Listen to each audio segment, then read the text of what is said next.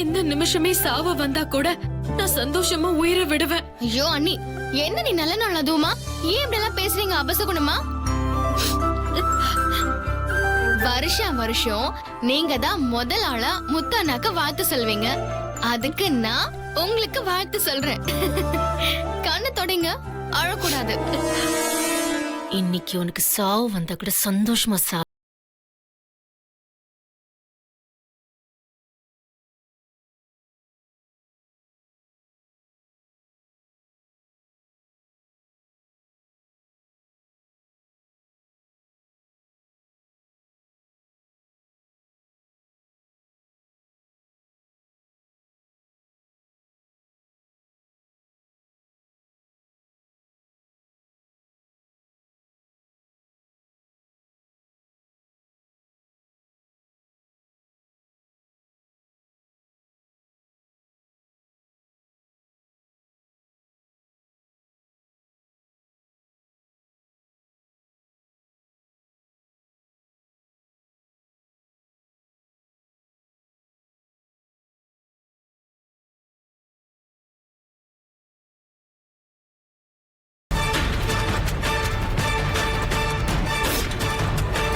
வெண்ணிலா உயிரோடு இருக்கிற வரைக்கும் என்னால மாமாவை சொந்தமாக்கிக்கவே முடியாது. அவளுக்கு ஒரு முடிவு கட்டியே தீரணும். அப்போதான் முழுமையா முத்தரச மாமாவை நான் அடைய முடியும்.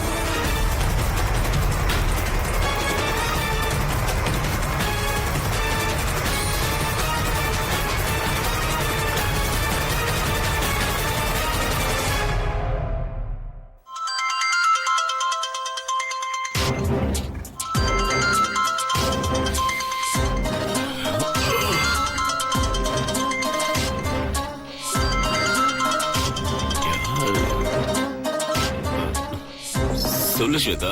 மருது, நான் இப்ப உடனே தென்னரசு சந்திக்கணும். பெரியப்பாவை கூட்டிக்கிட்டு வீட்டை விட்டு வெளில வாங்க, போலாம் ப்ளீஸ். இல்ல ஸ்வேதா, இந்த நேரத்துல எப்படி? ப்ளீஸ் மருது, இல்லன்னு சொல்லாதீங்க. நான் சொன்னது மட்டும் செய்யுங்க. வாடி. வாடியா, நீ வாடி. அது வந்துட்டேன். என்ன பண்ண போறாளோ?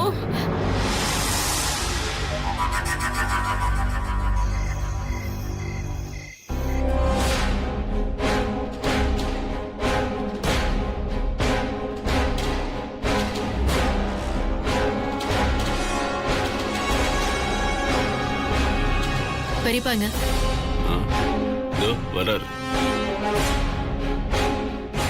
என்ன ஸ்வேதா இது? இந்த நேரத்துல எதுக்காக தென்னரசை போய் பார்க்கணும்? கார்ல போறப்ப பேசிக்கலாம் வாங்க.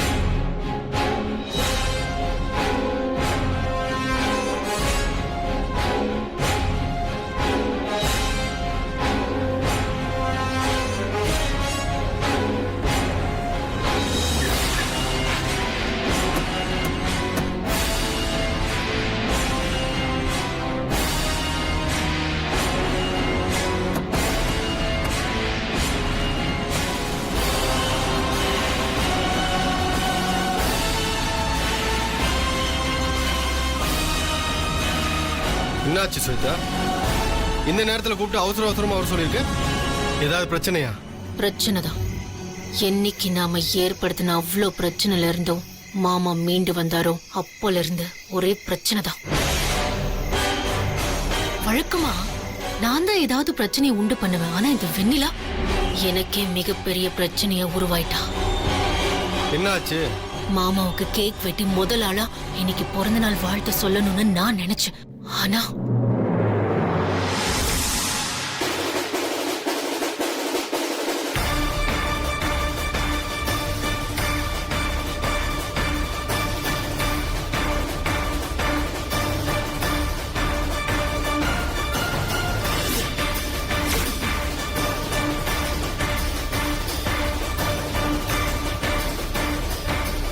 அவ ஒரு வீணா போனவன்.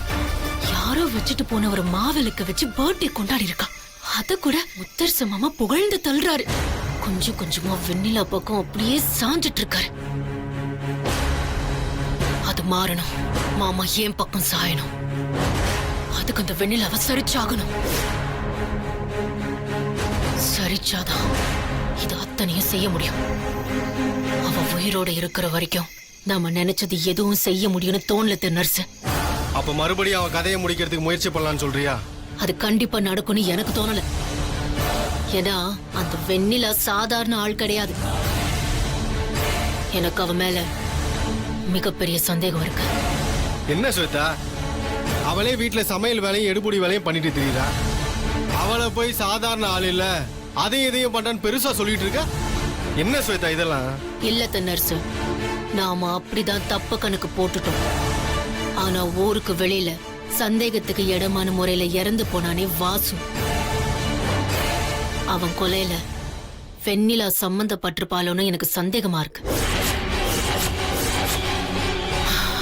கொஞ்ச நாளைக்கு முன்னாடி என்ன நடந்துச்சு தெரியுமா?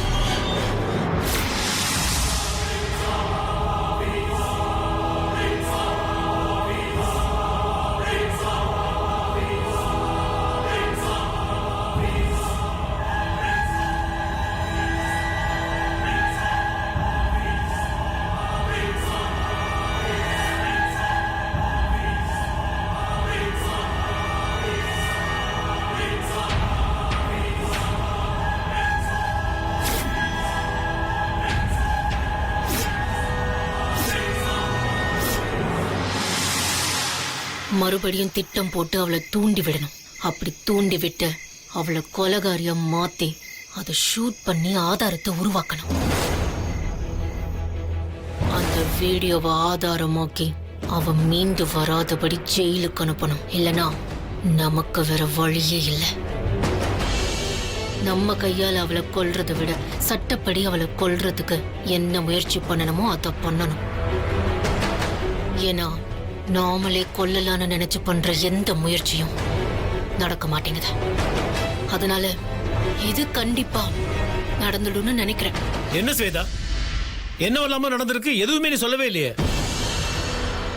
நானும் வெண்ணிலாவை பார்க்கும்போது சாதாரணமா தான் நினைச்சிட்டு இருந்தேன். ஆனா நீ சொல்றத வச்சு பார்த்தா அப்ப கண்டிப்பா இதை பண்ணிடலாம். இதுல இருந்து அவ தப்பிக்க வழியே இல்லை. இங்க பாருங்க, அவசரப்பட்டு டக்கு டக்குன்னு முடிவு எடுக்கிறீங்க. இப்ப சூழ்நிலை சுத்தமா சரியில்லை. அத முதல்ல யோசிங்க. யோசிங்கன்னா என்ன என்ன அர்த்தம் வருது? எதுக்காக இப்படி பயந்து நடுங்குறீங்க? பயமா? எனக்கா?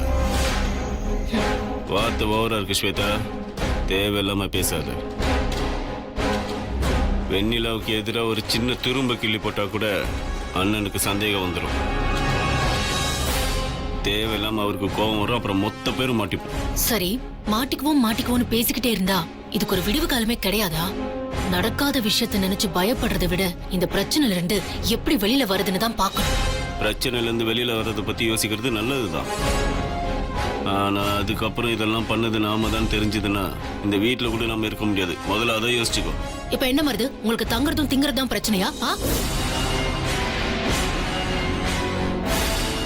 இப்ப என்ன என்ன பிரச்சனை உனக்கு?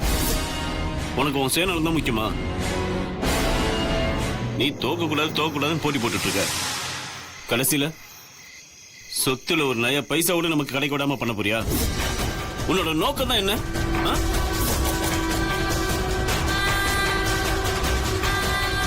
நீ இதுல ஜெயிக்கணுன்றதுக்காக நாங்க எல்லாரும் உனக்காக வேலை செய்ய போய் கடைசியில மாட்டிக்கிட்டா மொத்த பேரு தான் பலிகாடாகும். அதை யோசிக்காம திரும்ப பேசிட்டு இருக்க. எனக்கு அதெல்லாம் தெரியாது. என்ன நம்பி நான் சொல்றத பண்றவங்க என் கூட இருங்க. மொத்தவங்க எல்லாம் போயிடுங்க. ஸ்வேதா, விட்டா நீ பாட்டு பேசிட்டே போயிட்டு இருக்க. அப்படிலாம் நீ சொல்றதெல்லாம் செய்யறதுக்கு நான் ஒண்ணு நீ வச்ச ஆள் இல்ல. ஓஹோ, அப்போ முத்தரச மாமா வெண்ணிலாவை கட்டிக்கிட்டா உங்களுக்கு எல்லாம் சந்தோஷமா? அப்புறம் ஒரு பைசா கூட சொத்துல கிடைக்காது. இங்க வந்து இப்படி வீம்பு பேசுறீங்களே, அதுக்கப்புறம் தெருவுல நிக்க வேண்டிதான். பரவாயில்ல, நான் தெருவுல நின்னா கூட பரவாயில்ல. அதுக்காக நீ சொல்றதெல்லாம் கேட்டு என்னால வேலை செய்ய முடியாது.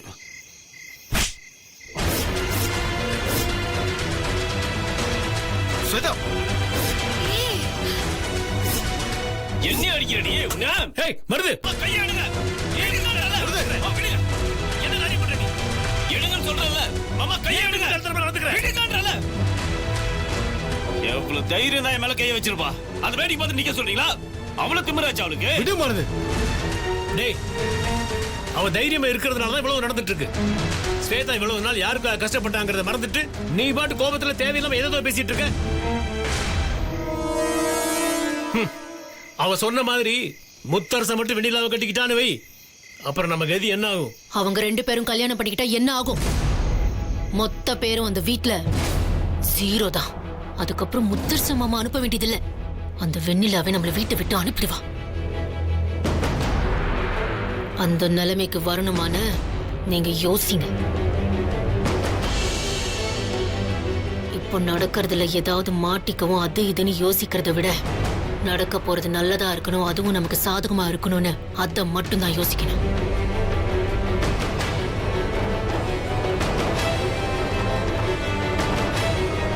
மருது, ஐம் சாரி, நான் அடிச்சது தப்புதான். ஏதோ கோவத்துல கை நீட்டிட்டேன். ஏன்னா எனக்குள்ள இருக்கிற வெறி அந்த மாதிரி. மாமா பண்றதெல்லாம் பார்த்து பார்த்து எனக்குள்ள கோவம் கொப்பளிச்சுக்கிட்டு இருக்கு. ப்ளீஸ் தயவு செஞ்சு இப்ப அடிச்சத மறந்துடுங்க. இந்த வேகம் எதனால வந்துச்சுன்னு மட்டும் யோசிங்க. மருது, அந்த வெண்ணிலா கிட்ட நான் தோத்து போயிடக்கூடாதுங்கிற வெறினாலதான் வந்துச்சு. நான் செஞ்சது தப்புன்னா என்ன அடிச்சிடுங்க, என்ன அடிச்சிடுங்க மருது. அடிங்க. ஸ்வேதா,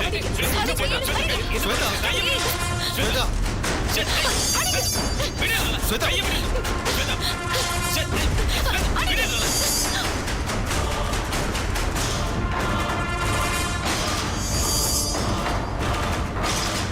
சாரி, நானும் நீ என்ன சொல்ல வரன்றத புரிஞ்சுக்காம கோவப்பட்டுட்டேன். ஸ்வேதா, நாம யாரும் மாட்டிக்கூடாதுன்ற அக்கறையில தான் அப்படி பேசினேன். நான் சொல்ற பிளான்ல யாரும் மாட்ட மாட்டாங்க.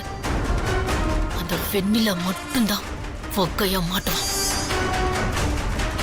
அதனால அவ கோவத்தை தூண்டி விட்டு ஆக்ரோஷமா நடந்துக்க வச்சு ஒரு கொலையை பண்ண வைக்கணும். போலீஸ்க்கு அந்த வீடியோவை போஸ்ட் பண்ண மட்டும் போதும், மத்த எல்லாத்தையும் சட்டம் பார்த்துக்கும். கவலையே வேண்டாம் ஸ்வேதா, நீ சொல்ற மாதிரி எல்லா பிளானையும் போட்டு முடிச்சிருவோம். அதுக்கப்புறம் நம்ம நிம்மதியா இருக்கலாம். முத்தரச மாமா பர்த்டே பார்ட்டியை வீட்ல நான் செலிப்ரேட் பண்ண திட்டம் போட்டிருக்கேன். அது முடிஞ்சதுக்கு அப்புறம் சொல்றேன். அதுக்கப்புறம் அவ கதையை முடிக்கிறோம் தென்னரசு. இல்ல, எனக்கு ஒரு விஷயம் மட்டும் புரியல. என்ன? வெண்ணிலாவுக்கு சாதகமா தான் அண்ணன் இது வரைக்கும் நடந்துட்டு இருக்காரு. ம், நீ ஏற்பாடு பண்ற பார்ட்டில அவர் எப்படி கலந்துக்குவாரு?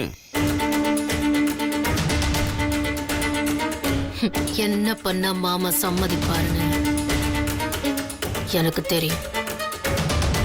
அதே மாதிரி வெண்ணிலா பக்கம் சாஞ்சுக்கிட்டு இருக்கிற அவரை என் பக்கம் எப்படி இழுக்கிறதுன்னு எனக்கு தெரியும். நான் பாத்துக்கிறேன், அதை செஞ்சே தீருவேன்.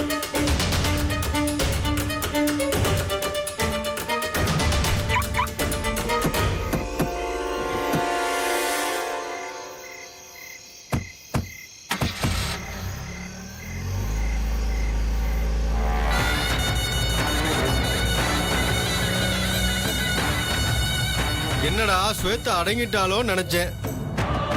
ஆனா படம் எடுக்கத்தான் இந்த பாம்பு பதுங்கி இருக்குன்னு இப்பதானே தெரியுது. இப்பதான் நம்ம ஸ்வேதா, பழைய ஸ்வேதா.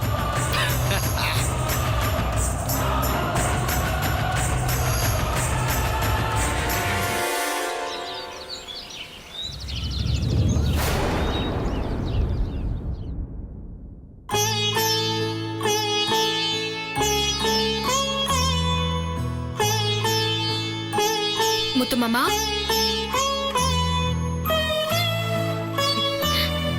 வா.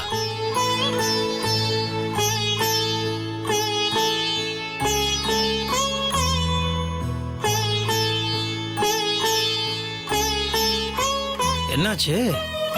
ஏன் இப்படி ஆடாம அசையாம அடிமேல் அடி வச்சு வர? ஹாப்பி பர்த்டே அப்பா.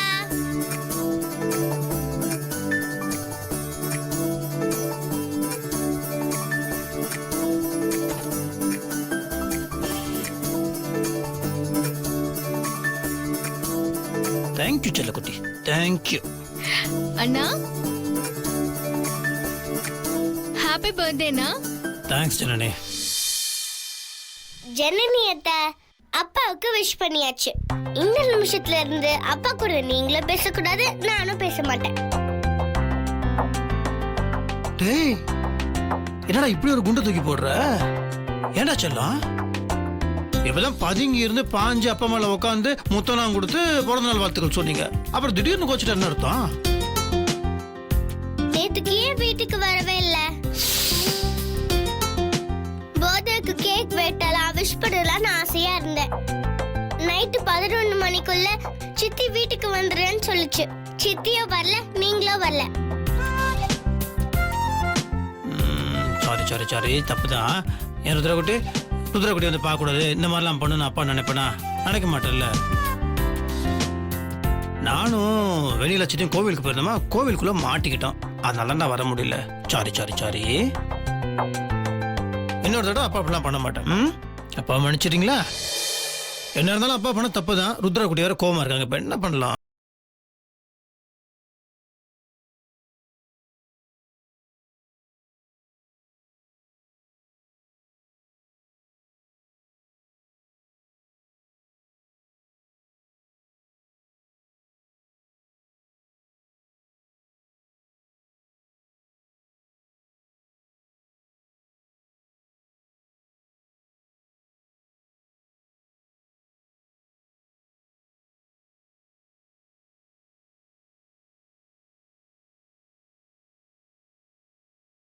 இருக்கு.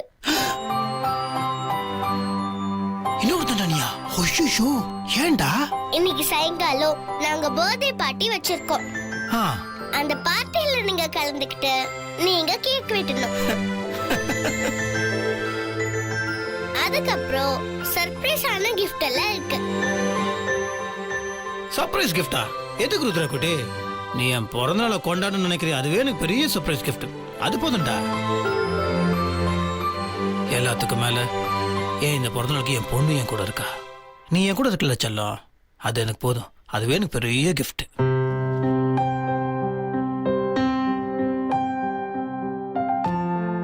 அப்பா, இன்னொரு முக்கியமான விஷயம் சொல்லுங்க. போன பர்த்டேக்கு சித்தி அவங்களுக்காக வேட்டி சட்டையெல்லாம் வாங்கி வச்சிருந்தாங்களாம். நீங்க அதை போட்டுக்கவே இல்லையா? ஆ, அதனால இன்னைக்கு நீங்க சித்தி வாங்கி வச்சதா போடணும். சரியா? அவ்வளவுதானே? ருத்ரகுட்டி சொல்லிட்டீங்களே, அமர்க்கலப்படுத்திடலாம். இது ருத்ரகுட்டி ஏற்பாடு பண்ற பர்த்டே பார்ட்டி. நீங்க என்ன நினைக்கிறீங்களோ அதே மாதிரி கொண்டாடிடலாம். ஓகேவா? மாப்பிள என்ன சத்த? ஸ்வேதாவை ஓடி வந்து கொஞ்சம் பாருங்க, என்ன காரியம் பண்ணி வச்சிருக்கா பாருங்க. ஏன் என்னாச்சு? வந்து பாருங்க மாப்பிள, வாங்க.